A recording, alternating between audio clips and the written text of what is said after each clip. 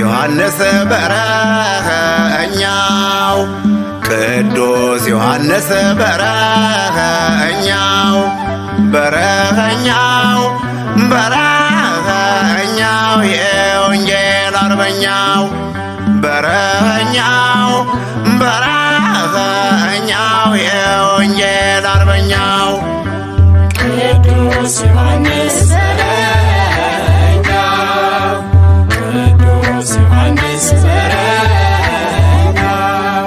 በረኸኛው በረኸኛው የወንጌል አርበኛው በረኸኛው በረኸኛው የወንጌል አርበኛው። ወንጌላዊ ሉቃስ በወንጌለ መንግሥት በሉቃስ ወንጌል ምዕራፍ 3 ከቁጥር 14 ላይ በቅዳሴ ጊዜ ከተነበበው እንነጋገራለን።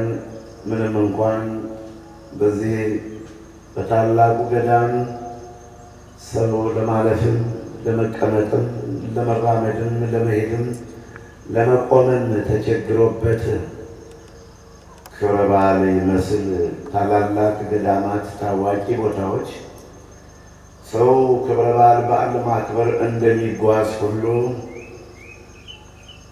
መንገዱ ከባህር ዳር አንስቶ አውቶቡሱ እየተጅመለመለ ሲጎርፍ ሲጓዝ ዛሬ በዚህ በወቅታዊ ዓለም አቀፍ ዓለምን ሁሉ ያስጨነቀ የሀገር መሪዎችን የሕክምና ባለሙያዎችን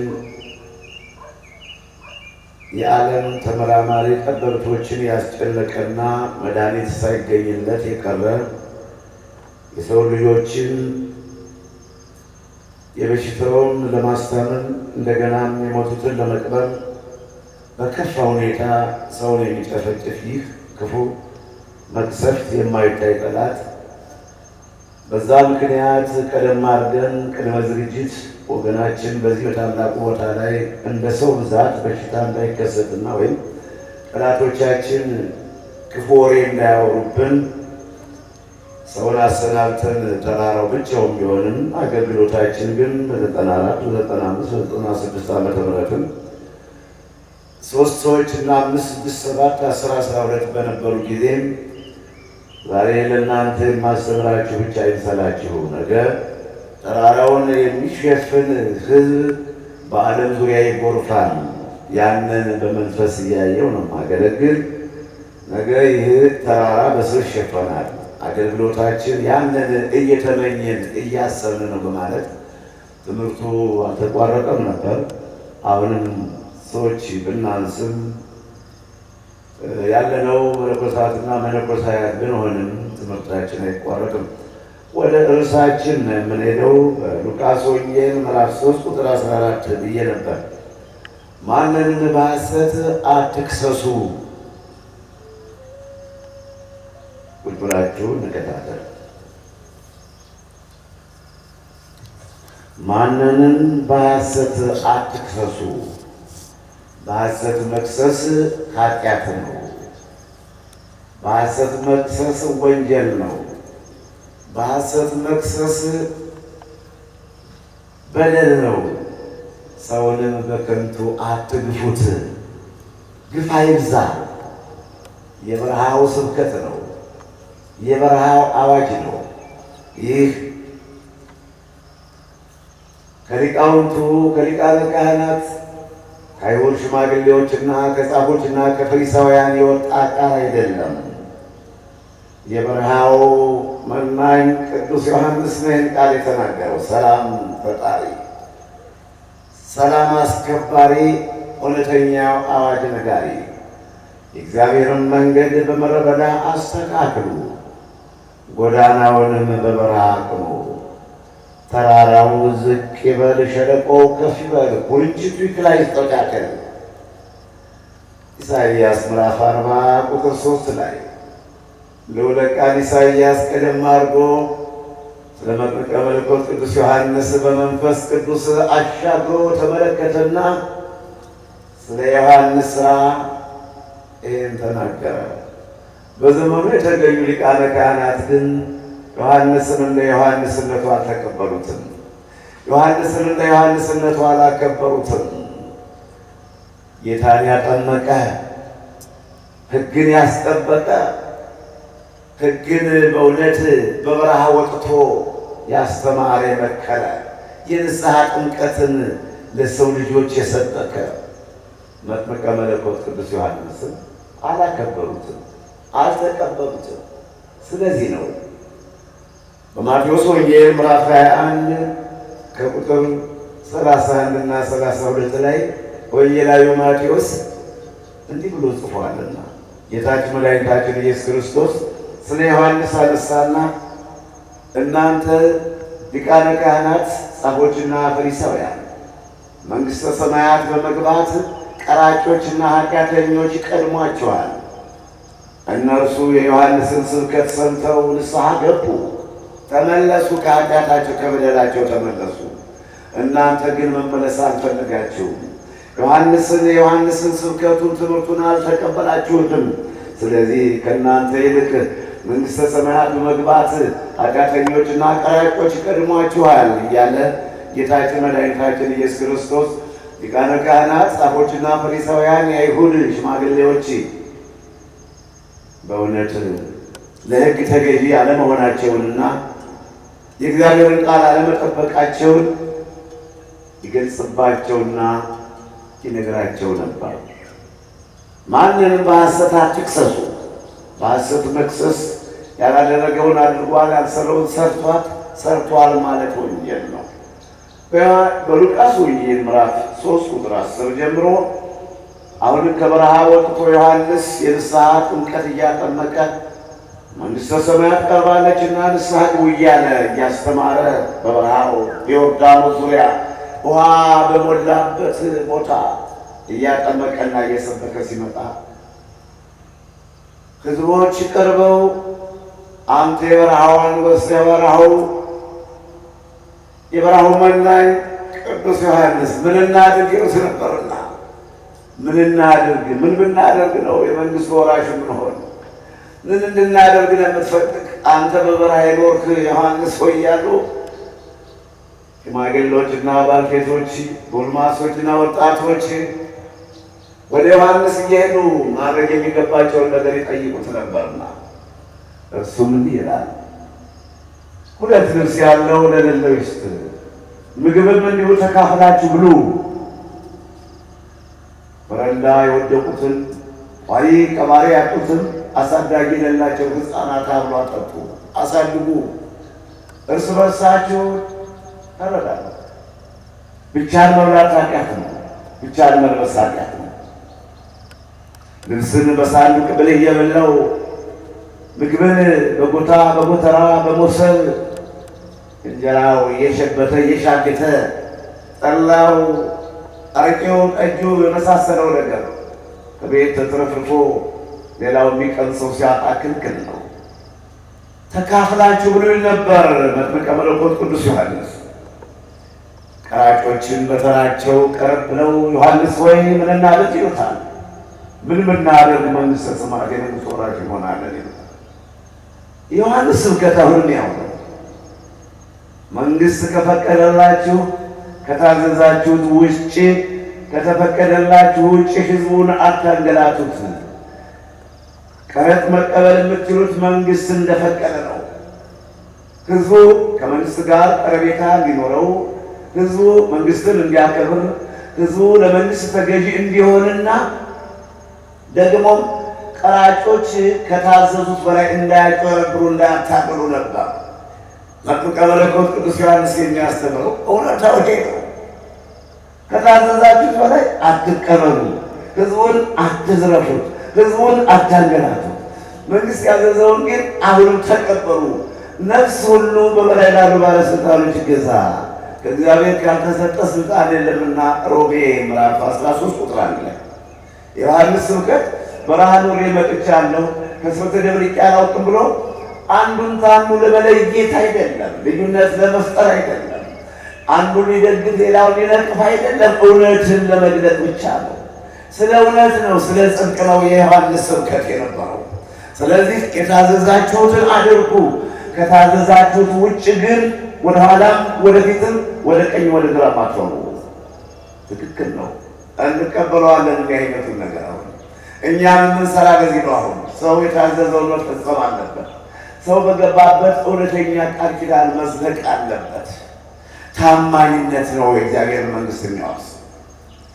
ሶስተኛ ባለስልጣኖች ቀረብ ብለው ወደ ዮሐንስ መምህር ሆይ ምን እናድርግ ይሉታል። ደግሞ እነሱ መፈራቸው ከዚህ ላይ ነው እንግዲህ ግፍ አትፈጽሙ፣ ሰውን አታንገላቱት፣ በሐሰትም አትክሰሱ፣ ሕዝቡን በሐሰት አትክሰሱ። ያልሰረቀውን ሰርቋል፣ ያልቀመውን ቀምቷል፣ ያልገደለውን ገድሏል አትበሉ። በሐሰት መክሰስ ኃጢአት ነው። እርሳችን ከዚህ ነው እንግዲህ ምንማማረው በዚህ ነው። በሐሰት መክሰስ፣ በሐሰት ስም ማጥፋት፣ በሐሰት ሰውን ወንጀለኛ ማድረግ፣ በሐሰት በምን እናሳልፈን እንስጠው፣ በምን ስራውን እናፈርሰው፣ በምን እንቅፋትን ሁንበት። ለእናትህ ልጅ እንቅፋትን አኖርህ፣ ለእናትህ ልጅ ወጥመድ አጠመድህ። ሌባውን ባየህ ጊዜ ከሌባው ጋር አብረህ ትሮጣለህ። እድል ፈንታህን ከአመንዝራዎች ጋር አደረግከው። መዝሙር 49 ቁጥር 17።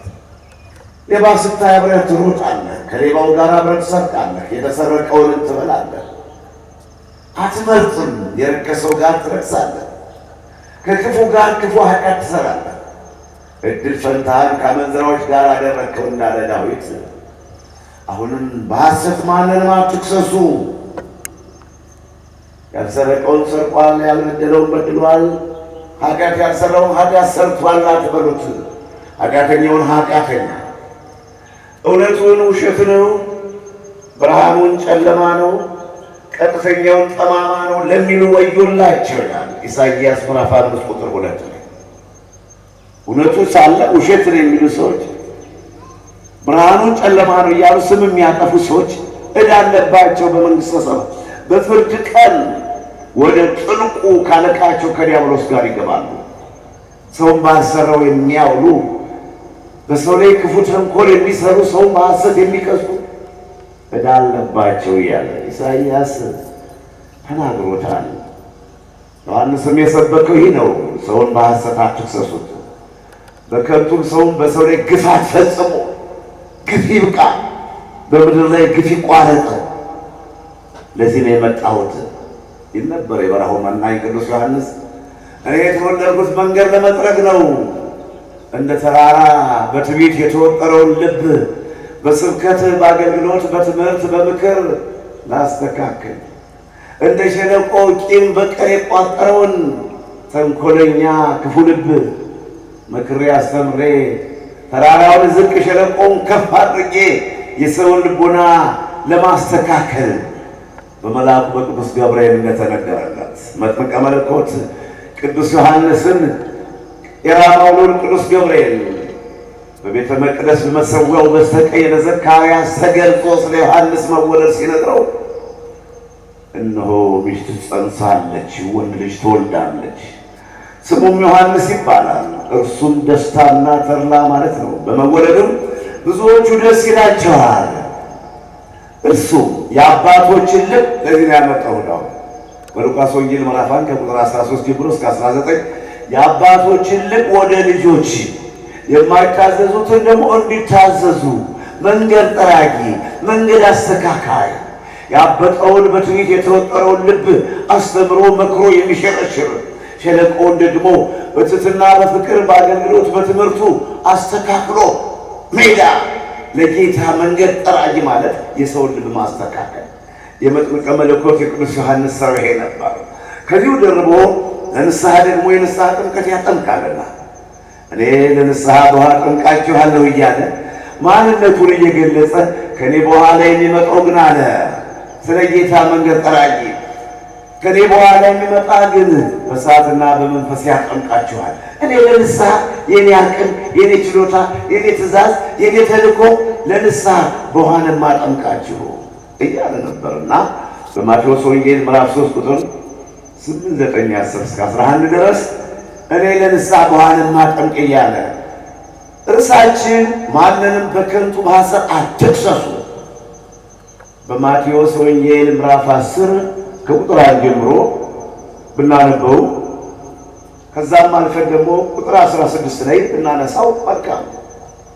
ሁለት ጠጀባ ባይኖራችሁ ዓለም ዞራችሁ አስተምሩ እያለ ጌታ መድኃኒዓለም ኢየሱስ ክርስቶስ ሐዋርያትን ሁለት ሁለት አድርጎ ሲሰዳቸው ዓለም ሁሉ ዞራችሁ አስተምሩ፣ ወደ ሳምራውያን አትግቡ፣ ይልቁንስ ወደ ጠፉት ወደ እስራኤላውያን ሂዱና አስተምሩ ስበኩ እያለ በማቴዎስ ምዕራፍ 10 ቁጥር 3፣ 4፣ 5 ላይ ታዲያ ከረጢት አትያዙ፣ ገንዘብ አትፈልጉ፣ ሁለት ጠጀባ ባይኖራችሁ የለበሳችሁት ይብቃችሁ፣ ስለምትመገቡትን በምትገቡባት ቤት ለዚህ ቤት ሰላም ይሁን ብላችሁ ግቡ። ሰላማችሁን የተቀበለ በሥርዓቱ ያስተናገዳችሁ ሰላማችሁን ይቀበላል፣ ከበረከታችሁ ያገኛል። ሌላው በምትገቡባት ከተማ ለይህች ከተማ ሰላም ይሁን ብላችሁ ግቡ። ሰላማችሁን ከተቀበሉ በሰላም ካከበሯችሁ ከተቀበሏችሁ ሰላማችሁ ያበላችኋል። የሰላም ከተማ ትሆናለች፣ የሰላም ቤት ይሆናል። ያከበራችሁ ወደዳችሁ። እንደዚህ ነውና በሉቃስ ወንጌል ምዕራፍ 10 ቁጥር 16 ላይ እናንተን የተቀበለ እኔን ተቀበለ፣ እናንተን ያከበረ እኔን አከበረ፣ እናንተን የጣለ እኔን ጣለ ብሏል ኢየሱስ ክርስቶስ። ሐዋርያትን ደቀ መዛሙርቱን አገልጋዮቹን መናቅ ክልክል ነው። አገልጋዮቹን በሐሰት መክሰስ ክልክል ነው። ከጌታ ጋር ነው ጥላቻው፣ ከጌታ ጋር ነው ጠቡ። ስለዚህም ተጽፏልና እንግዲህ ያከብሯችሁ ቢቀበሏችሁ በእውነት በረከተ ሥጋ በረከተ ነፍስ ያገኛሉ። እምቢ ብለው ከሰደዷችሁ ግን ከከተማዋ ወጣ ወይም ከቤቷ ወጣ ብላችሁ እግራችሁን አራግፉ። እንኳንስ የእናንተ መብል መጠጥ የእግራችሁ የሀገራችሁ ትቢያ እንኳን እንዳይከተለ። እቺ የተረገመች ሀገር ናት፣ ወይም ይሄ የተረገመ ቤት ነው። ትቢያው እንዳይከተለ የተረገመው ሀገር ትቢያው እንዳይከተለን በማለት እግራችሁን አራግፋችሁ ሂዱ፣ አራግፉባቸው። ከዛች ከተማ ወይም ከዛች ቤት ይልቅ በፍርድ ቀን ለሰዶምና ለገሞራ ይቀላታል ይላል ጌታ ኢየሱስ ክርስቶስ። እናንተን ያንገላቱ፣ እናንተን ያልተቀበሉ፣ እናንተን ያላከበሩ እና ለእናንተ ክብር ያልሰጡ ሰዎች በመጨረሻ በፍርድ ቀን ከእነሱ ገሃነም ሰዶምና ገሞራ ይቀላታል። እንዲህ አክብሩልኝ ነው ያለ፣ ተከባበሩ ነው ያለ። ትውልድ ሆይ በቀጥታ ስርጭታችን በዓለም ዙሪያ ትምህርታችን የምትከታተሉ ሰዎች እንድንከባበር ነው የተፈቀደልን፣ እንድንዋደር ነው የተፈቀደልን። አንዱ በአንዱ በሐሰት መክሰስ የኃጢአት የዲያብሎስ የሰይጣን ሥራ ነው። ራዕየ ዮሐንስ ለበላ በምዕራፍ 12 ቁጥር 9 እና 10 ላይ ሌሊትና ቀን በጌታ ፊት በእግዚአብሔር ፊት የሚከሳቸው የወንድሞቻችን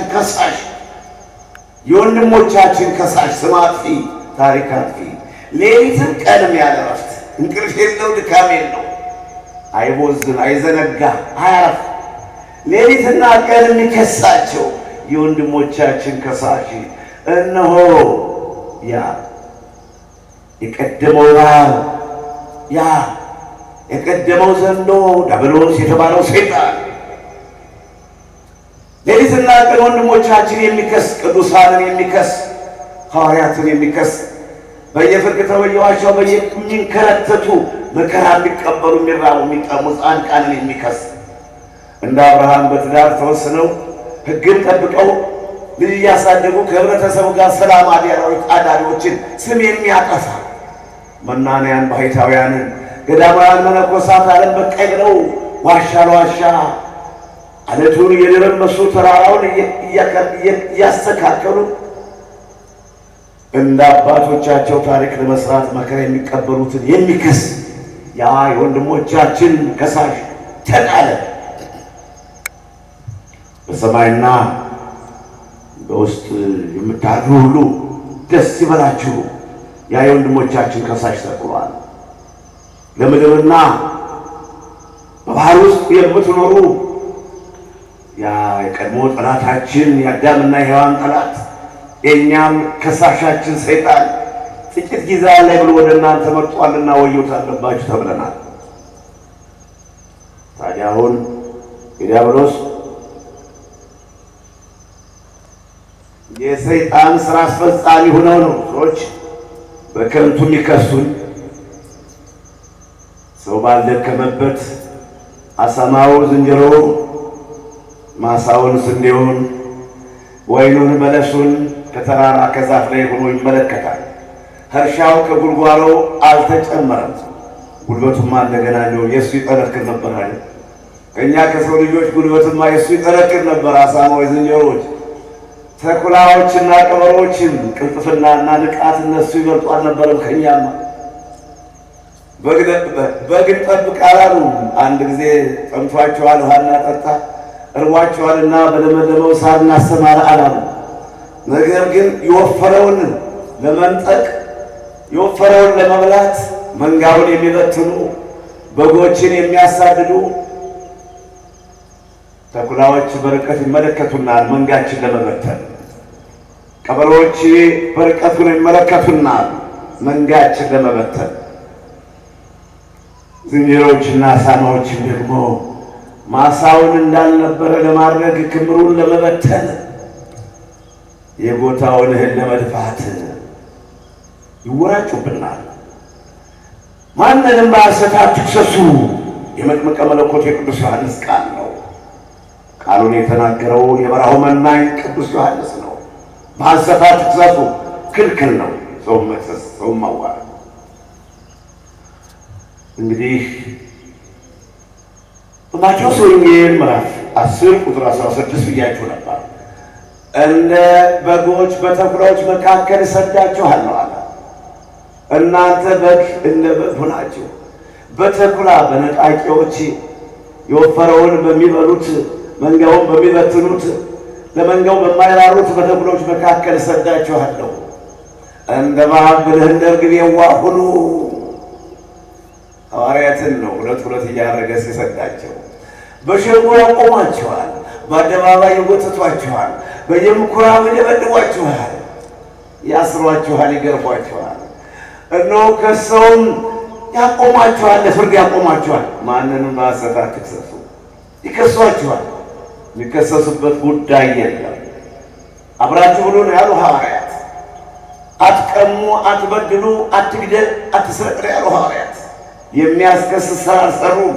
የሚያሸልል፣ የሚያስከብር፣ የሚያስወድድ ሥራ ላይ የሰሩት ሐዋርያት ዛሬም እንደ ትናንቱ በተቀደሰው ተራራ በዓለም ዙሪያ ባለው አገልግሎታችን ተፋቀሩ ነው ስብከታችን፣ አብራችሁ ሁሉ ነው ስብከታችን፣ ተስማሙ ነው ስብከታችን፣ ተዛዘኑ ነው ስብከታችን። የሚያስከስስ ቀርቶ በማንኛውም በሚመለከተው ሁሉ ከተራው እንዳቅም ከተራው ወደ አንስቶ ወንቅሸት የሚከበር የሚመሰገን የሚሸለም ክብር የሚገባው ቦታ የሚከሰስ አልነበረም። እንዳለመታደል ሆነና ከከዋክብት ብርሃን ከአንዱ ኮከብ ብርሃን የሌላው ኮከብ እንደሚበልጥ ሁሉ በአንደኛ ቆሮንቶስ ምዕራፍ 15 ቁጥር 40 ላይ ከአንዱ ኮከብ ክፍለ ብርሃን የአንዱ ኮከብ ክፍለ ብርሃን እንደሚበልጥ ብልጭ ብልጭ ብሎ ደምቆ እንደሚታይ ደግሞ ከከዋክብት ይልቅ ደግሞ የጨረቃ እንደሚደምቅ ከጨረቃ ደግሞ የፀሐይ የበለጠ ጎልቶ እንዲህ ዓለምን ሙቀት ብርሃን እንደሚያንጸባርቅ ወንቅሸትም በአጭር ጊዜ ውስጥ ወሳኝ በሆኑ መንፈሳዊ ጀግኖች ተመሰረታ በዓለም በመታወቋ ዛሬ በየቢሮው በየቤቱ በየሆቴሉ ሰውን እያነጋገረ ትገኛለች። ብዙዎች በወንቅሸት ምክንያት ይወድቃሉ። የማይገባ ነገር እየተናገሩ ያላዩትን እያወሩ የሰይጣን ወሬ እየተቀበሉ ብዙዎቹ በወንቅሸት ምክንያት ደግሞ ይነሳሉ። ወንቅሸት በክፉነት ሲነሳ የማይፈልጉ ስለ ወንቅሸት መዋረድ የማይፈልጉ ስለ መፍረሱ የማይፈልጉ ራሳቸውም ዘራቸውም ተባርኮ የሰላም እንጀራ ሲበሉ ይታያል። ማንንም በሐሰት አትክሰሱ። ማንንም ነው እኛ ስለማንም ስለ ወንቅሸት ብቻ አንቆምም። ወንሸት ግን ግፍ ስለበዛበት እናነሳሰዋለን። ግፍ ስለበዛበት ከመንግስት አንድ ብር ከቤተ ክህነት 50 ሳንቲም ሳንጠይቅ ነው። ቤተ ክርስቲያናችን ትለመናለች እንጂ አትለመንም። ጠንክሮ የሚሰራ ወሳኝ የሆነ ሰው ደከመኝ፣ ታከተኝ፣ ራበኝ፣ ጠማኝ፣ ጠሉኝ፣ ሰደቡኝ፣ ሊገሉኝ ነው የማይል የማይፈራ እውነተኛ መንፈሳዊ ጀግና ካለ እናታችን ቅድስት ቤተ ክርስቲያን ትለመናለች። የገባውንም ገንዘብ በሥራ ላይ የሚያወር የማይቆረበር መጠጫ መቃሚያ የማያደርግ እውነተኛ የልማት ኮሚቴ፣ የህንፃ ሰሪ ኮሚቴ ወይም ደግሞ እውነተኛ አገልጋይ ካህናቶች ካሏት ቅድስት ቤተ ክርስቲያን ትለመናለች እንጂ አትለምንም። በ94 ዓመተ ምህረት ይህን ቃል ነበር ተናግሬ የገባሁት። አሁንም ደስ ይበላችሁ በዓለም ዙሪያ ያላችሁ ወገኖቼ፣ በቃሌ ጸንቼ ከ94 ዓመተ ምህረት ጀምሮ የዚህ ገዳም ገባው እነሆ ቢቻል የገዳማቱን እያድባራቱ እየረዳነ እያገዝነ የዓመት ልብስ የዕለት ጉርስ የዓመት ልብስ እየሰጠን በገዳማችን ዙሪያም ደግሞ እንደኔ ድሃዎች ቢኖሩ ምናልባት እንደኔ ስደተኛ ሊኖሩ ተካፍለን ለመብላት እንዲህ አይነቱ ስርዓትና ሕግ አውጥቼ ለ18 ዓመት አንድ ሰው ሳይጠለው ሌላው አንዱን ሳይሰድበው ሌላው አንዱን ሳይደበድበው ምንም የሕግ አስከባሪ በመካከላችን ሳይኖር በመስቀሉና በወንጌሉ ቃል ብቻ ብሔር ብሔረሰቦች ተስማምተን በሰላም የምንኖርበት አርያም ዮርዳኖስ ወንቅሸት ቅዱስ ገብርኤል አንድነት ገዳም። ታዲያ በእውነት ለሚያስተውል ሰው ሕግን ለሚጠብቅ ሰው ወንቅሸት ይሸለማል፣ ወንቅሸት ይከበራል። 18 ዓመት ሰውና ሰው ሳይሰዳል በእውነት 3 የወለደው እናትና አባት ባልና ሚስቱ ከ3 ተከፍሎ ቤቱ እናትና አባትም አንዱ ለአንዱ ነው ሲፋጁ ይታያል። ጎረቤቱ ከጎረቤቱ ስምምነት የለም። ከአንድ ወዲህ የወጡት እንደ ያዕቆብና እንደ ኤሳው ፍቅር የጠባው ውሳ ብሔረሰቦች በአርያም ዮርዳኖስ ወንቅሸት ቅዱስ ገብርኤል አንድነት ገዳም ሰላም፣ ፍቅር በየቋንቋቸው በቋንቋ እንኳን ባይግባቡ በእውነት በሚሰጠው ትምህርት ተግባብተው በቋንቋ በሰሜን የመጣው በደቡብ በምዕራብ የመጣው ከምስራቁ በቋንቋ ላይ ግባባ ላይ ይተዋወቅ ይችላል። ነገር ግን በገዳሙ ቃል ኪዳን ተግባብተው ተስማምተው ተዋደው አብረው የሚዘምሩበት አብረው የሚያገለግሉበት አብረው ታሪክ ያስቀመጡበት አርያም ዮርዳኖስ ወንቅሸት ቅዱስ ገብርኤል አንድነት ገዳም ደስ ይለኛል። በስራችን እግዚአብሔር በፈቀደልን ስራ ደስ ይለኛል። ምንም ከሳሽ ቢበዛብን፣ ምንም ጠላት ቢምዘገዘግብን፣ ምንም የቀደመው እባብ የተጣለው ዘንዶ ዲያብሎስ የተባለው ሰይጣን ቢዝትብን ቢወራጭብን ከቀበሌው አንስቶ እስከ ወረዳ ዋና ከተማ እንዲሁም ደግሞ በአካባቢ በጎረቤት ከተማዎችና በታላላቅ በዞንና በክልሉም ወይም በአዲስ አበባ በአሜሪካ የወንቅሸት ነገር ዲያብሎስ ሰይጣን የቀደመው የወንቅሸትን ነገር ለማፍረስ የሐሰት ክስ ቢያስመሰርትብን በስራችን ደስ ይለናል።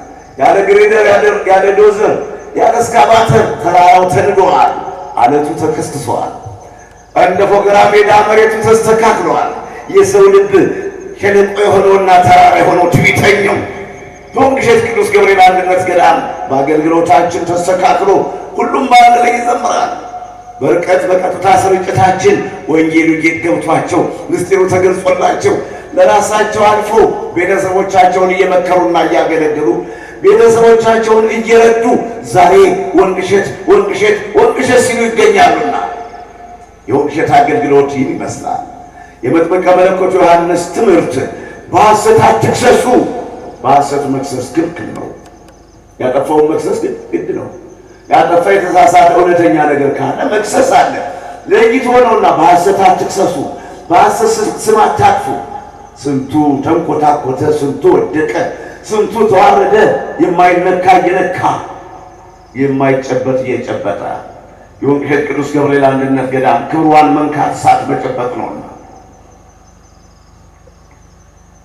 ስለዚህ በሐሰት አትክሰሱ። ርዕሳችን ይህ ነው። ተስማምቶ መኖር ነው፣ ፍቅር ነው፣ ሰላም ነው፣ መተባበር ነው፣ አብሮ መብላት ነው፣ አብሮ መዘመር ነው፣ አብሮ ማመስገን ነው፣ አብሮችን ምድር ማለምለም ነው። የማይቀበር ስራ የማይሞት ታሪክ ማስቀመጥ ነው። ከጨረቃ የፀሐይ ሙቀት የፀሐይ ድምቀት እንደሚደምቅ እንደሚበልጥ ሁሉ ይህ ወንቅሸት ቅዱስ ገብርኤል አንድነት ገዳም በፍቅሯና በአገልግሎቷ በስርዓቷ ደምቃ በመገኘቷ ሰይጣን ይወራጭባታል። ስሟን መጥራት ምራፍ ያቃጥለዋል። ወንቅሸት የሚለው ስም በሐሰት አትክሰሱ። ከዚህ በፊት ወገኖቻችን በሐሰት ሲከሰሱ አልፈዋል። ሐዋርያትን በሸንጎ ያቆማችኋል፣ በአደባባይ ይገርፏችኋል፣ ለፍርድ ከሰው ያቆማችኋል። ያን ጊዜ ስለምትናገሩት አትጨነቁ።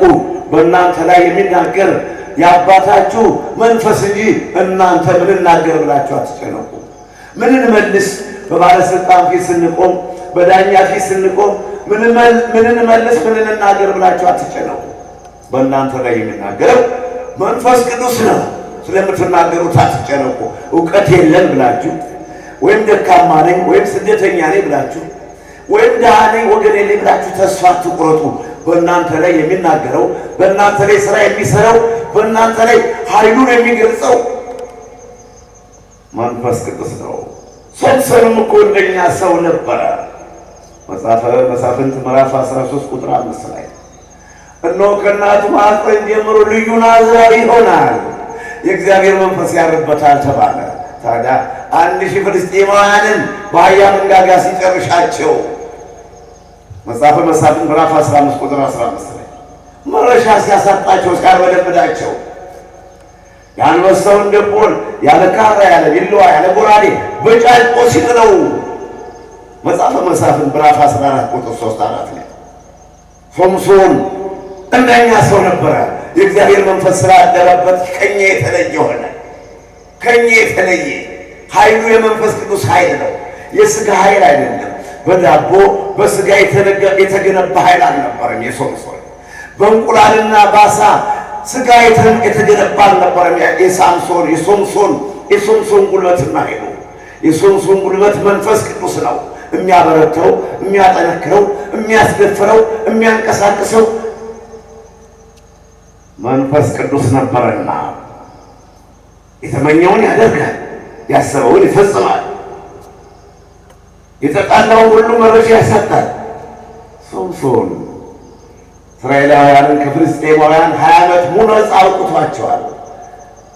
በምዕራፍ 15 ቁጥር መጨረሻ ላይ ነፃ አውጥቷቸዋል። ስለዚህ ማንንም በሐሰት አትክሰሱ፣ አትበድሉ፣ ግፍ አትፈጽሙ። ግፍ መፈጸም ክልክል ነው። እንግዲህ የሚሰማ ካለ ጆሮ ያለው መስማትን ይስማ የሚልም ተጽፏል። ማቴዎስ ምዕራፍ 13 ቁጥር 9 ይመስለኛል። ጆሮ ያለው መስማትን ይስማ። ዮሐንስም በተደጋጋሚ ጽፎታል። ጆሮ ያለው መስማትን ይስማ። ሰምቶም መክሰስ ማዋረድ ከትንሿ ኑሯችንም እንጂ ልጆች ወንድም ወንድሙን ይከሰዋል ለእናትና ለአባቶቻቸው። እንዲህ ይጀመራል። ሰውን መክሰስ ከቤት ይጀመራል። ሰውን ማዋረድ፣ ሐሰት መናገር ከቤት ከጎረቤት ይጀመራል። ስርቆት፣ ቅጥፈት በጣሪያው በእንቁላሉ ይጀመራል። ያን ጊዜ እጅን መሰብሰብ ነው። ያን ጊዜ እጅን መቆጠብ ነው። አንደበትን መግታት ነው። በአንደበቴ እንዳልስት አፌን እቆጥባለሁ ይላል መዝሙር 38 ቁጥር 1 ላይ። በአንደበቴ እንዳልስት ክፉ እንዳልናገር፣ ሰው እንዳላስቀይም፣ ሰው እንዳላሳዝን አፌን እቆጥባለሁ። ከመናገር መቆጠብ ነው። ከመስረቅ መቆጠብ ነው። ከንፈራቸውን የሚበላቸው ተናገሩ ተናገሩ የሚላቸው ልባቸው የሚቃጠል ተንኮል የሚያስቡ ተንኮል ካላሰቡ ሰላም የሌላቸው በሰው ዕድል በሰው ሀብት ካልገቡ እረፍት የሌላቸው የዲያብሎስ የግብር ልጆች አሉ። ስንቱ አለ እና ስንቱን ትወልዳለች። አለመታደል ነው። ሁልጊዜ በሰው ጣጣ ካልገቡ፣ ሰውን ካልተቹ፣ ሰውን ካላሙ፣ ሰውን ካልተጠራጠሩ፣ ሰውን ካልተፈታተኑ እረፍት የሌላቸው ሰዎች አሉ። የዲያብሎስ የግብር ልጆች። መንፈሳዊ ሰው ግን በራሱ ነው። ስለ ራሱ ነው ራሱን ነው የሚወቅስ፣ ራሱን ነው የሚገስጽ። አጥፍቻለሁ፣ ተሳስቻለሁ፣ አላበጀሁም፣ በድያለሁ። እንደ ዮናስ እንደ አባታችን ዮናስ እኔን ከባህሩ ብጥሩ ማዕበሉ ጸጥ ይልላችኋል ነው ያለ። ማንንም አልከሰሰም ወይም ኃጢአቱን አልደበቀም፣ ክፉ ስራውን አልደበቀም። በማዕበሉ መጠንከር፣ በመርከቧ መስጠም፣ በሰዎቹ አሟሟት መክፋት ያዘነና ወርውራችሁ ጣሉኝ ያለ። ኃጢአትን መናዘዝ ነው የሚያስፈልግ። ኃጢአትን የደበቁ ሰው አሳልፎ መስጠት ኃጢአት ነው። ሰውን መክሰስ ኃጢአት ነው። እምትሰሙ ሁሉ አደራላችኋለሁ። መቼም እዚህ ከምትሰሙ ሁሉ በቀጥታ ስርጭት የሚሰማኝ አላጣም፣ የሚፈጽመው አላጣም። ያለዛ ግን ተስፋ ቆርጣለሁ።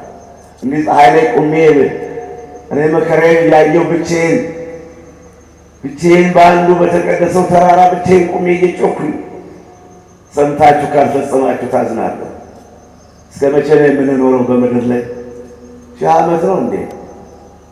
969 ዘመን የኖረው ማቱሳላም አልፏል። 932 ዓመት 962 ዓመት የኖሩትና ያሬድም አልፈዋል። 930 ዓመት የኖሩና አዳምም አልፈዋል። ለዚህ ላጭሩ ዘመናችን ሕጉን ጠብቀን ብንኖር መልካም ነው።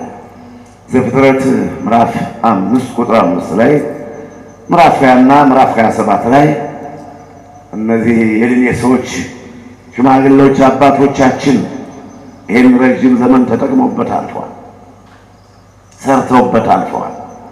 ከዚህ ይልቅ ደግሞ ረጅም ዕድሜ ይዞ ያለምንም ስራ ሰውን በሐሰት እያስከሰሰ የሰው ስም እያጠፋ የሰው ደም እያስፈሰሰ የሚኖረው 7512 ዓመት ሳጥናኤል የተባለው ሰይጣን የቀደመው እባብ የተጣለው ዘንዶ እንዲህ ረጅሙን ዘመን ይዞ መርከብ ሲገለብጥ፣ መኪና ሲያጋጭ፣ ደንበር ሲያስፈርስ፣ ደም ሲያስፋስስ ይኖራል። እግዚአብሔር ይገስጠውና ማንንም በሐሰት አትክሰሱ፣ በሐሰት መክሰስ ክልክል ነው፣ በሐሰት የሰውን ስም አታጥፉ እያለ ነው መጽሐፉ የሚመክረን የሚያስተምረን። የራማው ልዑል ቅዱስ ገብርኤል በእውነት ከመላእክት ሁሉ ደግሞ መላእክት የየራሳቸው ስራ አላቸው። ቅዱስ ሚካኤል የመላእክት ሁሉ አለቃ፣ ቅዱስ ገብርኤል ዘወትር በእግዚአብሔር ፊት የሚቆመው እንዳለው በሉቃስ ወንጌል ምዕራፍ 1 ቁጥር 19 ላይ ቅዱስ ሩፋኤል፣ ቅዱስ ኡራኤል፣ ቅዱስ ራጉኤል፣ ሰባቱ ሊቃነ መላእክት ኪሩቤልና ሱራፌል ሁሉም ስራ አላቸው። ቅዱስ ገብርኤል ደግሞ ከተከሰሱት የሚደርስ የተከሰሱትን የክስ ደብዳቤ የሚቀድ የሞት ደብዳቤ የሚቀድ እንዲህ ላድርግ። የራማው ልዑል ቅዱስ ገብርኤል በተደጋጋሚ የክስ ወረቀታቸውን የሚቀድላቸው ትንቢተ ዳንኤል ምዕራፍ 3 ቁጥር 7 ቁጥር 8 ላይ ከለዳውያን ተባብረው አንድ ሆነው አናንያን አዛርያን ሚሳኤልን ከሰሷቸው። ሲራቅና ሚሳቅ አብደናጎን ከሰሷቸው። እነማን? ከለዳውያን በናቡከደነፆር ዘመን እንዳልዘረዝር ጊዜ ያጥርብኛል፣ በሌላ ጊዜ እንመለስበታለን። ግን ለምን ለጣዖት አልሰገዱም? ለምን ንጉሡ ናቡከደነፆርን አላስደሰቱም? ለምን እግዚአብሔርን አልካዱም? ተብለው ከለዳውያን አናንያ አዛርያ ሚሳኤልን ከሰዋቸዋል። ማንንም በሐሰት አትክሰሱ። ከዚህ ላይ ነው እንግዲህ አናንያ አዛርያ ሚሳኤል መከሰስ የለባቸው። ጉልበት ሁሉ ለኢየሱስ ክርስቶስ ይንበርከክ፣ አንደበትም እግዚአብሔርን ያመስግን ተብሎ ተጽፏል። ፊልጵስዩስ ምዕራፍ 2 ቁጥር 10 ላይ። ታዲያ የተጻፈው እንተላለፋለን እንዴ? ሕግን እንተላለፋለን? ለሰው ክብር ለመስጠት የእግዚአብሔርን ክብር አንከለክለም። ቅድሚያ ለፈጠረን ጌታ ፀሐይና ጨረቃ ሌሊትና ቀንን ክረምትና በጋን የሚያፈራርቅ እንደኔ አይነቱን የተጣለ እንደኔ አይነቱን የተዋረደ ድሃ እንዲከፍ አድርጎ ክብር ቦታ ላይ ለሚያስቀምጥ ለእውነተኛው የሰፊት አይቶ ለማዳላ ለእውነተኛው አምላክ ነው የምንሰግደው። እኛ አናጢ ለጠረበው አንጥረኛ ለለበጠው ናቡከደነፆር ዱራን በተባለው ተራራ ሜዳ ወደ ባለው ሜዳ ላይ ለሰራው ጣዖት አንንበረከክም። ማንንም በሐሰት አትክሰሱ፣ ንቅሱ። የማይደረገውን አናደርግም፣ የሚደረገውን ደግሞ ከማድረግ ዝም አንልም። የሚደረገውን እውነተኛ ነገር ስማችን ብታጠፉት በሬ ሲጠፋ ሙንቅሸት፣ ዶሮ ሲጠፋ ሙንቅሸት ብትሉን እያል ዶሮ ጠባቂ አይደለንም። ያን ዶሮ በሕፃንነታችን ትተነዋል። ያውም ለመጠበቅ ለመስረቅ እንኳን የሰረቅንበት ጊዜ የለም። ከሌባም ጋር ተባብረን አናውቅም። እኛ ወንቅሸቶች እኔ የሚበረው መናኝ ከሌባ ጋር ተባብሬ አላውቅም። ንስሐ ግባ ነው ስለ የኖርኩት። የሰረክ የቀማህ የበደላችሁ ካሱ፣ የቀማችሁ መልሱ፣ የተጣላችሁ ታረቁን ነው። ገና በሕፃንነት ጀምሮ የኔ ስብከት ነበርና እንኳን አሁን በሽምግልናችንና እንደው ስማችን ለማጥፋት እየወሰዳችሁ ከምንም ጋር የምታገጣጥመውን ከሞት በቀር ከክርስቶስ ፍቅር ከሞት በቀር ከሞቅሸት ፍቅር የሚለየን የለም። ለሆዴ አይደለምና ሹመት ብፈልግ ጫካ አልገባም፣ ገንዘብ ብፈልግ በረሃ አልገባም፣ መብል መጠጥ ብፈልግና ባዲያ ዮርዳኖስን ቅዱስ ገብርኤል በተራራው መካከል አልቀመጥም። ጽድቅን ስለፈለግኩ ነው። አልገባህ እንደው ይግባ፣ አላወቅከው እንደው ወቅት ካለዛም ደግሞ አልፈልገውም አልጠቀምበትም ብትል አንተው ተሳሳት እንጂ ሰውን አታሳስብ። አራጊዎች ብቻ ሳይሆኑ ከአራጊዎች ጋር ይተባበራሉ። ሮሜ ምዕራፍ 1 ቁጥር 31 ላይ ከአራጊዎች ጋር ይተባበራሉ። ማድረግ ብቻ አይደለም። ማድረግ ዝም ብሎ እንደ ልምድም እንደ ስራም ሰው ሲያደርግ ይኖራል። ክፉንም በጎንም ደግሞ መተባበር፣ የበለጠ ደግሞ የማስተባበር ደግሞ የማጎልበት ስራ፣ ክብረት ቁጥር የማብዛት ስራ ደግሞ እንዲህ አይነት ነገር አለ። ማንንም በሐሰት አትክሰሱ። የበረሃው ስብከት ባዲያ ዮርዳኖስ ወንቅሸት ቅዱስ ገብርኤል አንድነት ገዳም የሚሰጠው የትምህርት አገልግሎት ይህን ይመስላልና ከለዳውያን አይሁድን ከለዳውያን ሲራቅና ሚሳቅ ብለው አርገውን ከሰሷቸው። በሌላ ቦታ አሁንም ትንቢተ ዳንኤል ምዕራፍ 6 ቁጥር 12 እና 13 ላይ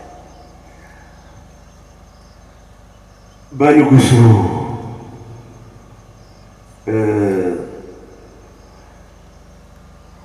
ዘመን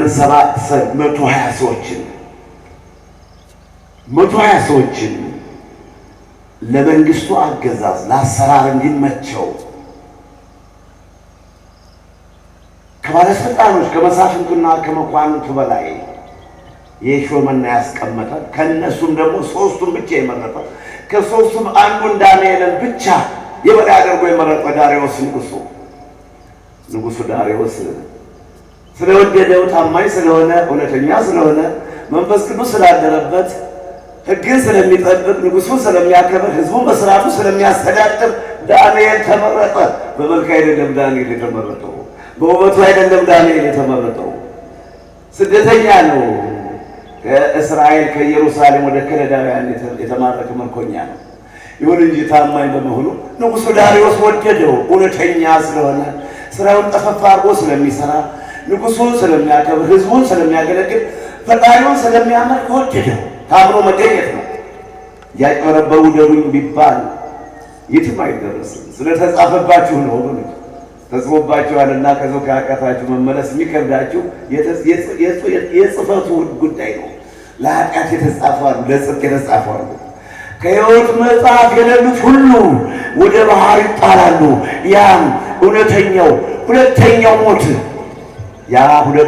ሞት ያም የእሳት ባህር ሁለተኛው ሞት ነው ይላል።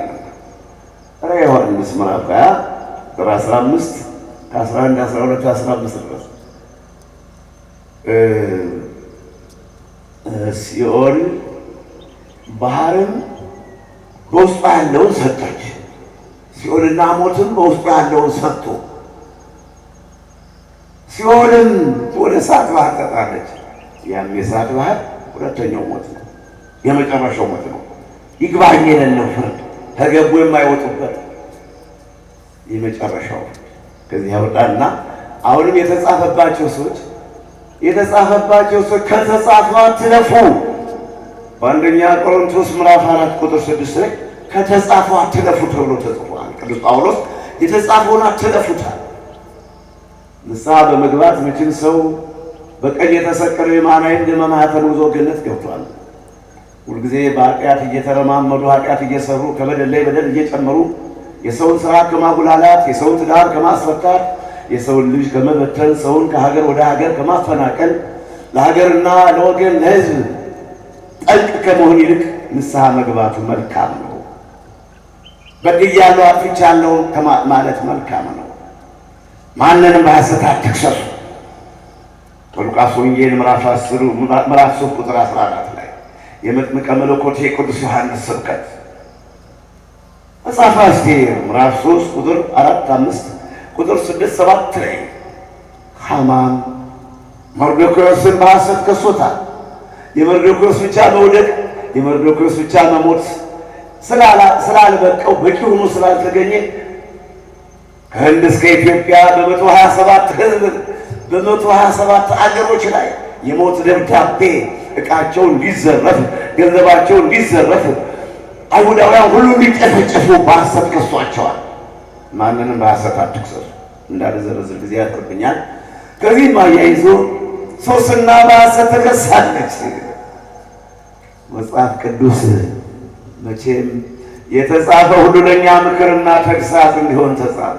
ከመካከላችን በቀላሉም ነገር ቢሆን ወንድሙን በሐሰት የሚከስ በሐሰት አሳልፎ የሚሰጥ በቀላሏም ነገር እህቷን አሳልፋ የምትሰጥ ካለ ስህተት ነው። በዚህ ይለመዳል። ስርቆት በቃሪያ ስርቆት በእንቁላል ይለመዳል ብያቸዋለሁ።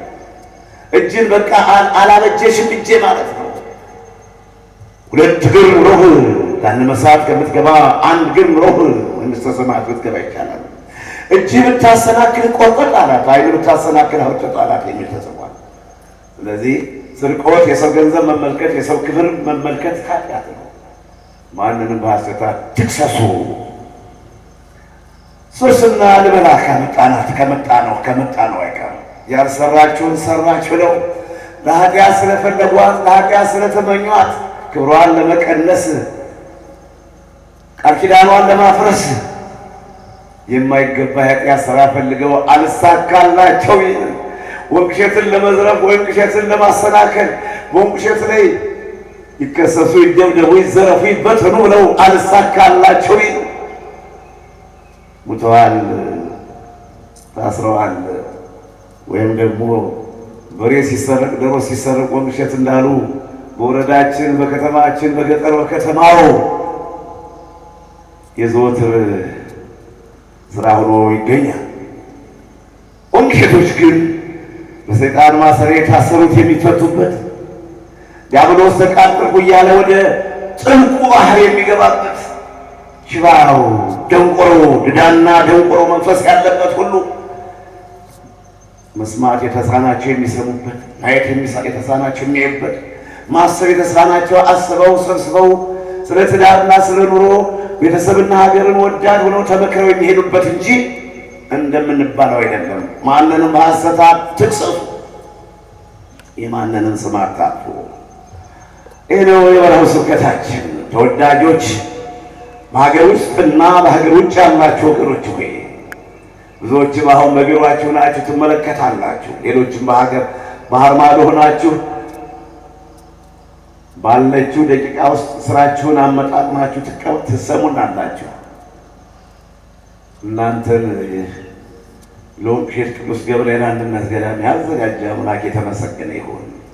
ክብር ምስጋና ለእሱ ይሁን። በእውነት በዚህ በሰንሰለታማው ተራራ ብቻችን ያልተወና ኃጢአት አስበው ስላልሆነላቸው ሰውን ለማርከስ ፈልገው ስላልሆነላቸው ሶስና በቃል ኪዳኗ ስለጸናች፣ ሶስና በእምነቷ ስለጠነከረች፣ ሶስና ከኃጢአተኞች ጋር አልተባበርም ስላለች በቅናት ተነሱባት፣ በሐሰት ከሰሷት። እነሱ ተመኝተው ያጡትን ስራ ዝሙት ስትፈጽም ኃጢአት ስትሰራ ግን ተናታላሉ። ማንንም በሐሰት አትክሰሱ። ባዶ ተራራ ብቆምም የሚሰማኝ ግን ያለን ሕዝብ ነው። እኛ በአንድ ጊዜ 30 ሺህ 40 ሺህ 100 ሺህ እዚህ ይሰማናል። ሳይገባኝ በቀበሌና በጎጥ በመንደር መታወቅ የማይገባኝ ድሃ ሰው እግዚአብሔር እንዲህ አድርጎ ተሰሚነትን ሰጥቶኛል። ክብር ምስጋና ለእሱ ይሁንና የሰው ፊት አይቶ የማያዳላ አምላክ በመንደር መታወቅ የማይገባኝ ድሃ ሰው፣ በቀበሌ መታወቅ የማይገባኝ ደካማ ሰው ጌታ ግን ግፌን አይቶ መከራዬን አይቶ የማሳድጋቸው ጠላት፣ የሥጋ ዘመዶቼ ጠላት፣ የማስተምራቸው ጠላት፣ የሚመለኩሱት ጠላት፣ ከበሽታቸው የሚፈውሱት ጠላት ግፌን ተመልክቶ መከራዬን አይቶ በዓለም እንድታወቅ አድርጎኛል። ክብር ምስጋና ለእሱ ለራማው ለቅዱስ ገብርኤል አምላክ ገብርኤል ክብር ምስጋና ይግባው እንላለንና እና የትሌለ የነበሩት ሶስና ነው። እነሱ ኃጢአት አስበዋል፣ ተሳካላቸው። ተመኙ፣ አስበዋል። ስትገባ ስትወጣ ስትሄድ ስትመለስ በኃጢአት ይመለከቷትና የት ላይ ጣላት የት ላይ እናዋርዳት ይሉ ነበር። ሶስና እናታችን ቅድስት ሶስና ግን እንዲህ ካሉት ኃጢአተኞች ጋር መተባበር አልፈለገችም። በእምነት ጸንቼ በቃል ኪዳኔ ተገኝቼ ሞቴን እቀበላለሁ በደም ታጥቤ አልፋለሁ አለችና ይህ የክርስቲያኖች ዓላማ በጊዜውም ያለ ጊዜውም ጽና ተብሎ ተጽፏል። በሁለተኛ ቆሮንቶስ ምዕራፍ 4 ቁጥር 2 ላይ መጽናት ነው የሚገባ ከኛ። ሶስና ጸናች። ሶስና መልካቸውን ውበታቸውን አይታ መሳሳት አልፈለገችም። ሶስና ስልጣናቸውን አይታ በስልጣናቸው ያባርሩኛል፣ ያስገድሉኛል፣ በሐሰት ይከሱኛል ወይም በኃይላቸው ያሸንፉኛል ብላ አልፈራችም። እናታችን ቅድስት ሶስና አይሆንም ማለች። የማይደረገው አይደረግም። እንደ ዮሴፍ እንደ አባታችን እንደ ዮሴፍ ዘፍጥረት ምዕራፍ 39 ቁጥር 5-6 ላይ ዮሴፍ የጲጥፋራ ሚስት እጁን ልብሱን ስትወጥተው አላደርገውም ጌታዬ ጲጥፋራ በወርቁ በጨርቁ በስንዴው በአዝመራው በወይኑ ቦታ አሰልጥኖኛል፣ ከሚመገበው ውጭ የሚያውቀው የለም አለ። ነገር ግን በአንቺ አልፈቀደልኝም፣ አንቺን እኔ ከኔ ጋር ትተኝ ዘንድ አይገባም አለና ነጥቋት ወጣ። እንዲህ ነው ክርስትና፣ እንዲህ ነው እምነት፣ እንዲህ ነው ቃል ኪዳን፣ እንዲህ ነው የተዋህዶ ልጅ፣ እንዲህ ነው እግዚአብሔር ልጆች የሚያሰኘን። እምነትን መጠበቅ ነው። ማይሆነው አይሆንም። እንገላችኋለን ብሉን፣ እናስራችኋለን ብሉን፣ እንደበድባችኋለን ብሉን፣ እናሳድዳችኋለን ቢባል የእግዚአብሔር ሀገሩ ብዙ ነው። እግዚአብሔር ያደረገው እንጂ ከሆነ ምንም ችግር የለም። በእምነታችን መጽናት ነው። እኛ ቢዝቱብን ቢደነፉብን ተስፋ አለመቆረጥ። እንግዲህ አንድ ሰው ወይም አንድ ቦታ አንድ ጊዜ 2 ጊዜ 3 ጊዜ 4 ጊዜ ነው መጽሐፉም አንድ ጊዜ ምከረው 2 ጊዜ ምከረው ሶስተኛ ለቤተ ክርስቲያን ንገራት ከዛ በኋላ እንዳለመኔ ቁጠረው ነበር ያለ በማቴዎስ ወንጌል ምዕራፍ 18 ቁጥር 17 ወግሸት ታዲያ 18 ዓመት ሙሉ ሲከሰስ ያንን ክስ መቀበል ስህተት ነው። እናንተ ውሸታሞች ተመለሱ። አይሰለቻችሁ? አትነቁም? አይበቃችሁ? ታማኝ ቦታ ነው። እንዲያው ስሙም እኮ የሚያስከስስ አይደለም። ገዳም እኮ ነው። የአንድነት ገዳም የአንድነት ገዳም እንዴ በክፉ ሰዎች ስራ ሊጠራ ይገባዋል። ስህተት ነው እኮ ገዳምን መናቅ፣ ሃይማኖትን ማንቋሸሽ፣ ታሪክን መናቅ እኮ ነው። ወግሸት ላይ እንዲህ አይነት ታየ እንዲህ አይነት ተሰራ እያሉ ስም ማጥፋት ይሄ ሃይማኖት የለኝም እግዚአብሔርን አላውቅም እንደማለት ነው። እኛ ጽድቅን ፍለጋ ሕግን ለመፈጸም ነበር አይገባል። ወደድክም ጠላህ እንደናንተ አትመስሉን፣ ከእናንተም አትጨምሩ። ከዓለም የተለየን ሰዎች ነን። ኖርኩም አልኖርኩም እውነትን ተናግረን ነው። እነሆ ማንንም በሐሰት አትክሰስ፣ ማንንም አታንገላታ፣ በማንም ላይ ግፍ አትፈጽም። ልቅስ ስንት ዓመት ሊኖር ነው? ወግሸትን በተቀደሰ ነገር ድውያን ይፈወሳሉ። ትክክል። ልናወድሰው ልናከብረው አይደለም፣ ልናስወድደውም አይደለም። ድውያን ይፈወሳሉ። እንኳን ዛሬ መጠው በገዳሙ ተገኝተው ውጭ ሀገር ስሙን እየጠሩ ዓለም እየዳነበት ነው። ወግሸትን ማንሳት ስለ ልማቱ ነው። ተመልከት፣ ከአዲስ አበባና በተለያየ ቦታ ችግኞችን እስካፈራቸው አምጥተን ነው ውሃ በትከሻችን እየተሸከምነ ምረገነት ያስመሰል ነው። ስለ ልማቱ ስለ ወግሸት ታነሳ ያምርብሃል። ተራራው ተንዶ ሸለቆና ወጣ ገባው ኮረብታው ጋራው ተስተካክሎ ለሰው ልጆች መገልገያ ሲሆን ስለ ወግሸት ብታወራ ደስ ይላል። ይህ ነው የወግሸት ነገር።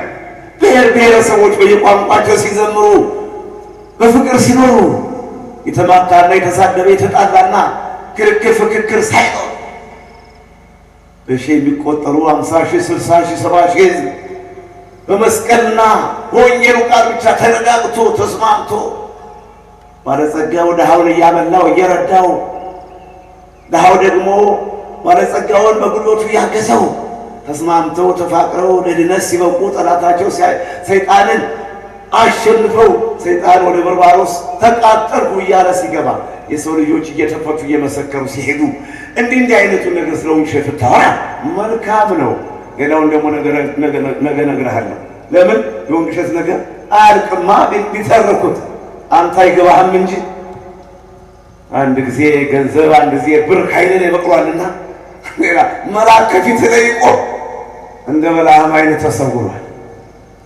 እንደ በለዓም አህያይቱ መልአኩን ሰይፉን መዞ እያየች ወደቀች 3 ጊዜ በለዓም አህያ። በለዓም ግን ማየት አልቻለም። ለምን? ከባላቅ ከንጉሱ የሚቀበለውን ወርቅ ብቻ ነው አይኑ የተጽፎበት። ገስግሶ እስራኤልን ረግሞ ሊያጠፋ ዘኍልቍ ምዕራፍ 22 ቁጥር 22 ብዬ ልለፍልህ። ገንዘብ በቅሎባችኋል ዓይናችሁ ላይ እና ይሄን እውነታ መስማት ይሄን እውነታ ማየት ከጆሮአችሁ ላይ ብር ነው የበቀለ ዓይናችሁ ላይ ብር ነው የበቀለ አላቀጠቀጠም ዝም ብሎ በቅሎ ነው የቀረ። እንዳታዩ ብቻ ጋርዷችኋል እንጂ ምንም ውጤት የማያመጣ መሆኑን ማወቅ አለባችሁ። ሰው ደክሞ ለፍቶ ሲበላ ነው ገንዘቡ የሚባረክለት። ካለዛ ግን እክደህ ማንበሽታል። እንግዲህ ርዕሳችን ነው ትምህርቱ እንዳሰርዝመው ያደረገኝ ሶስና እናታችን እንዴት ነው? አዎ በእምነቷ ስለጸናች በቃል ኪዳኗ ስለተገኘች እነሱ የፈለጉትን ነገር ስላልፈጸመችላቸው በሐሰት ከሰሷት። ይታያቸው ወገኖች፣ ወንጌል በሐሰት ተከሰሰ ወገኖች። አብረን ስላልሰረቅነ፣ አብረን ባህር ዳር ባሉ ሆቴሎች አብረን ስላልጨፈርነ፣ ቆባቸውን አውልቀው እንደሚጨፍሩ ስላልሆነ፣ ጫት ስላልቃምነ፣ ድራፍትና ግራ ጨብጠን ዘመናችን ጊዜያችን በከንቱ ስላላሳለፍን ወንጌልን ይከሱታል። በየሰዓቱ ያደጉትም ይከሱታል። ችግራቸውን አራግፈው ድህነታቸውን አራግፈው። ኧረ ጉድ ነው! በተወለዱበት ሀገር ባደጉበት ቦታ ሀገር እያወቃቸው በወንጌል ላይ በየበረንዳው ተጥለው እኒህ የሚበሉት የሚጠጡት አጣ የነበሩትን ቀን ሲወጣላቸው ወንጌልን ይክሰሱት፣ ወንጌልን ይጥሉት፣ ወንጌልን አምተው ያሳሙት። ጉድ ነው! እንዴት አይናቸውን ጋረደው! አንተ እውር ፈሪሳዊ፣ እናንተ እውሮችና ደንቆሮች ፈሪሳውያን ይላልና ጌታ በማቴዎስ ወንጌል ምዕራፍ 23 ቁጥር 23-24 ልበልሃታል። እውርና ደንቆሮ ፈሪሳዊ ይላል በማቴዎስ ወንጌል ምዕራፍ 23 ቁጥር 17። እናንተ የማታስተውሉ እናንተ ግብዞች ጻፎችና ፈሪሳውያን፣ እናንተ ሊቃነ ካህናት፣ እውሮች ደንቆሮች፣ ዓይን እያላችሁ የማታዩ ጆሮ እያላችሁ የማትሰሙ ተብሏል። የወንጌል ስራው ያልተገለጸለት እውር ማለት ታዲያ ዓይኑ ምን ያደርጋል? ኃጢአት የሚመለከት ዓይን፣ ብር ብቻ የሚመለከት ዓይን። ብር ደግሞ ያልሰራው ስንት ይወራል በወረዳችን፣ ስንት ይወራል ስለ ወንጌል በወረዳችን። ጉድ ነው ወገኖች፣ ለመስማት ይዘገንናል። በጣም ያሳዝናል። እናንተ እኮ እዚህ ያላችሁ አዎ መነኮሳትና መነኮሳያት በእውነት እድለኛ ናችሁ። የግላችሁን ብቻ እየጸለያችሁ መኖር፣ እኛ የምንሰማውን አለመስማታችሁ የታደለ ጆሮ፣ እኛ የምናየውን አለማየታችሁ የታደለ ጆሮ። እኛ በየሰከንዱ ስንት ታምር እንሰማለን። ወንጌልን የሌባ ቦታ ያደርጉታል፣ ወንጌልን እንደ ወንበዴ ቦታ ያደርጉታል። ምን መነኩሴውም ወንበዴ ነው ይባላል። የኛ ወንበዴነት ሰይጣንን አርበድብደን ወደ ሲኦል መላካችን። የሰይጣንን ማሰሪያ የሰው ልጆች ከሰይጣን ማሰሪያ ተፈተው በጫትና በሲጋራ የደነዘዘ ወጣት ሰው ሆኖ መሄዱ ብቻ ነው። ለሰይጣን አልገዛም ማለታችን ነው። ለዲያብሎስ አንገዛም ማለታችን ነው። ሕግን ለመጠበቅ ግን አንድ ቁጥር ነን እኛ ወንጌላውያን። ሕግን ለማክበር አንድ ቁጥር ነን እኛ ወንጌላውያን። ምንም ሞዴል የለን። ረዥምና ወፍራም ደሞዝ እየበላ ለቅሲያቸው ነበር ይገኛል እንዴ? ወፍራም ደሞዝ እየበላ እንደገና ራሱ የሚበላበትን ሌላ አንዱ ሲደግፍ አንዱ ሲነቅፍ ይገኛል። እኛ ሕግን ጠባቂ ነን። እኔ በተለይ ራስ ገዳሙን ወክዬ ሕግን ጠባቂ ነን። ሕግን ለመጠበቅ ነው በረሃ የገባ ነው። ማንንም በሐሰት አትክሰሱ። እሺ ሶስናን ያው እንግዲህ ከሰሷት እንደነሱ ስላልሆነችላቸው ያን ጊዜ በምስክርነት ሲቀርቡ ግን ክሱ እንዳልዘረዘር አሁን ጊዜ ያጥርብኛል። አንዱ በበለስ ስር፣ ሌላው በወይራ ስር፣ ሌላው በግራር ስር እያሉ ምስክርነታቸው የውሸት መቼም መቋጠር የለውም፣ ውል የለውም የውሸት ነገር እና ማንንም በሐሰት አትክሰሱ።